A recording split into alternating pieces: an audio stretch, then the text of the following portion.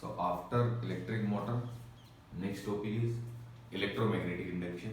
Actually, what is electromagnetic induction? As the name suggesting, it is made up of three words: electromagnetic induction.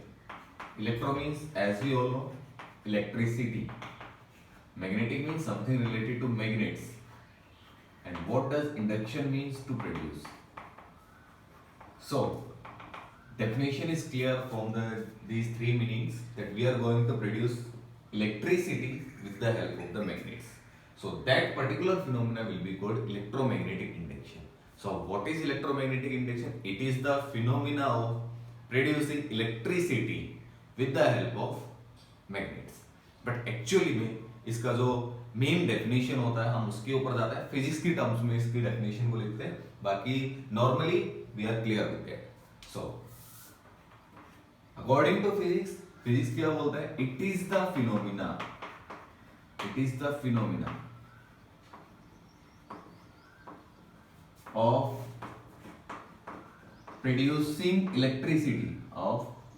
producing electricity with the help of magnet. Same, with the help of magnet.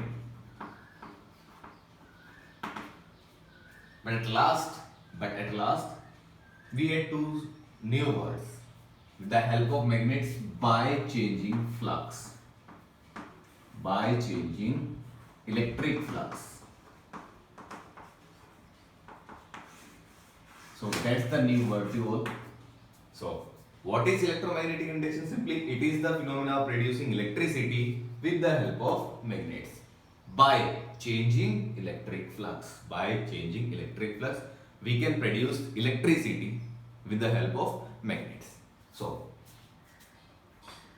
oh sorry, it's not electric, magnetic. It's magnetic flux. My mistake. So it is the actually we are going to produce electricity with the help of magnets by changing magnetic flux, not the electric flux. It's magnetic flux. So by changing magnetic flux, we can produce electricity. It's simply that. Okay. How can we produce electricity by changing magnetic flux? See, first we are going to clear what is magnetic flux. What is magnetic flux? Actually, what is magnetic flux? First, we have to clear that point. So, it is the number of magnetic field lines. It is the number of magnetic field lines passing perpendicular to an area. कोई भी area है, कोई भी आपके पास shape है, उसमें से कितनी फील्ड लाइंस परपेंडिकुलर पास हो रही है, वो उसका मैग्नेटिक फ्लक्स डिनोट करता है. Suppose this is a room. So इसमें से जितनी मैग्नेटिक फील्ड लाइंस पास हो रही होंगी, इस रूम के अंदर से जितनी मैग्नेटिक फील्ड लाइंस पास हो रही होंगी परपेंडिकुलर, वो इसका मैग्नेटिक फ्लक्स होता है. इसको प्लीज माइंड में डाल लीजिए कि मैग्नेटिक फ्लक्स होता क्या है, हमें निकालना नहीं है यहाँ पे, जस्ट ये पता होना चाहिए कि what is magnetic flux. It's simply number of magnetic field lines passing perpendicular to a cross section or an area. So please keep it in mind, number of magnetic field lines. What is magnetic flux? It deals with the number of magnetic field lines passing in an area. Okay, so we have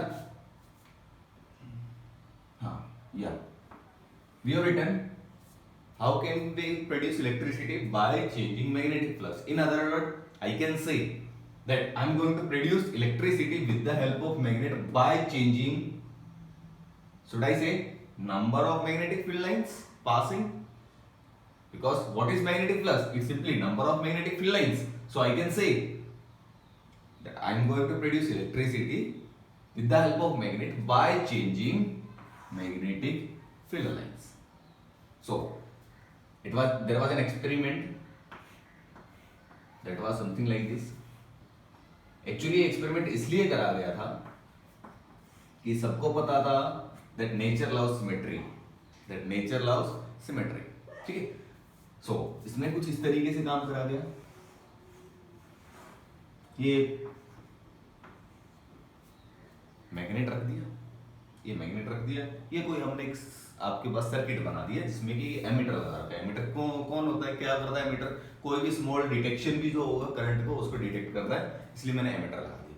तो experiment क्या करके देखा, पहले यूं का यूं रखा, कुछ नहीं था, एमीटर की रीडिंग थी 0 इनिशियली, अभी एमीटर की रीडिंग थी 0। हमने इसको मूव कराना स्टार्ट करा आगे से, समझना इस पॉइंट को समझना। मैंने मैग्नेट को पकड़ा और मैग्नेट को मैं आगे की साइड लेके आया, मैग्नेट को पकड़ा मैंने आगे की साइड इसको मूव कराया। अपने को एक चीज पता है, इसके अंदर ऐसे फील्ड लाइंस होती है, ऐसे फील्ड लाइंस होती है, ऐसे फील्ड लाइंस होती है, और ज्यादा फील्ड लाइंस होती है। सो जैसे मैं इसको आगे की साइड मूव कराऊंगा, क्या मैं ये बोल सकता हूं कि इस रीजन के अंदर नंबर ऑफ फील्ड लाइंस बढ़ रही है, इसके अंदर फील्ड लाइंस है। जैसे मैं इसको आगे लेके आ रहा हूं, क्या मैं ये बोल सकता हूं कि इस रीजन के अंदर फील्ड लाइंस बढ़ रही है।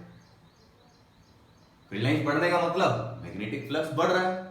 हमें बढ़ रहा है घट रहा है ये तो नहीं चेक करना है, सिंपली ये देखना है कि मैग्नेटिक फ्लक्स चेंज हो रहा है। क्योंकि पहले मैग्नेटिक फील्ड लाइंस मान लो इसमें 2 थी, अभी इसको आगे लेके आ रहा हूं तो मैं मैग्नेटिक फील्ड लाइन 4 होगी, 6 होगी, 8 होगी, ऐसे बढ़ती हुई जा रही है, मींस चेंज होती जा रही है। तो मैग्नेटिक फील्ड लाइंस अगर चेंज होती हुई जा रही है तो ऑब्वियस सी बात है मैग्नेटिक फ्लक्स भी चेंज हो रहा है। तो जैसे मैग्नेटिक फ्लक्स चेंज होगा, यहाँ पे डिफ्लेक्शन शो होगा, यहाँ पे डिफ्लेक्शन शो होगा।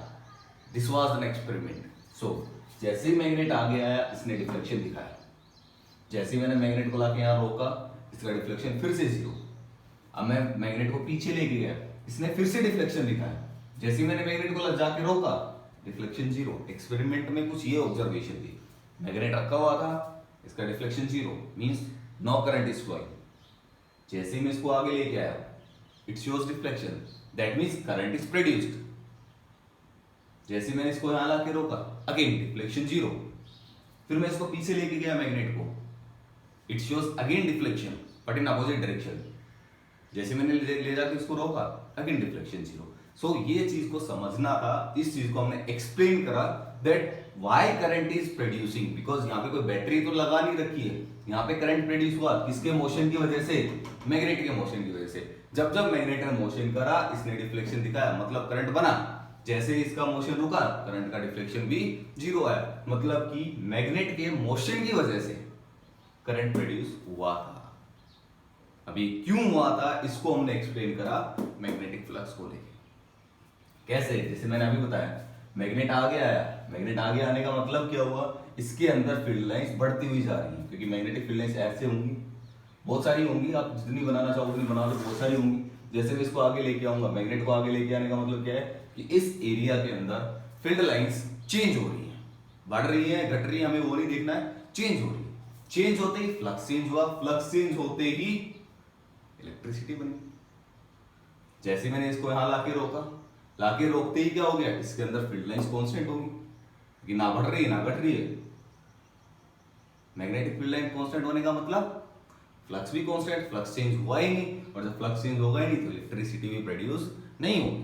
फिर मैं इसको पकड़ के पीछे लेके गया, जैसे मैं इसको पीछे लेके गया, इस साइड लेके गया, तो इसमें नंबर ऑफ फील्ड लाइंस अब कम होना स्टार्ट होगी। कम हो ज्यादा हो हमें इससे मतलब नहीं, हमें इससे मतलब चेंज होगी।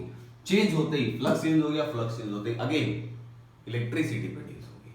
तो इस तरीके से इलेक्ट्रोमैग्नेटिक इंडक्शन को समझा जा सकता है that we can produce electricity by changing flux और by changing magnetic field lines in a given region. So this is complete what electromagnetic induction. या ऐसा भी कर सकते हैं हम, इलेक्ट्रिसिटी कुछ इस तरीके से भी प्रोड्यूस कर सकते हैं। मैग्नेट को यहीं रख दो, मैग्नेट को हिलाओ ही मत, इसको पकड़ो, पास लेके जाओ दूर लेके जाओ, पास लेके जाओ दूर लेके जाओ, तो भी इलेक्ट्रिसिटी प्रोड्यूस होगी। क्यों? क्योंकि मान लो इसको मैंने यहाँ पे रखा है, अब मैं इसको आगे लेके जाऊंगा, मैग्नेटिक फील्ड लाइंस इसके अंदर बढ़ेगी, पीछे लेके आऊंगा कम होगी, फिर आगे लेके जाऊंगा बढ़ेगी, पीछे लेके आऊंगा कम होगी। तो इससे क्या होगा, मैग्नेटिक फ्लक्स चेंज हो रहा है, और मैग्नेटिक फ्लक्स चेंज होते ही अगेन इलेक्ट्रिसिटी प्रोड्यूस हो जाएगी। And that's the simple phenomena electromagnetic induction.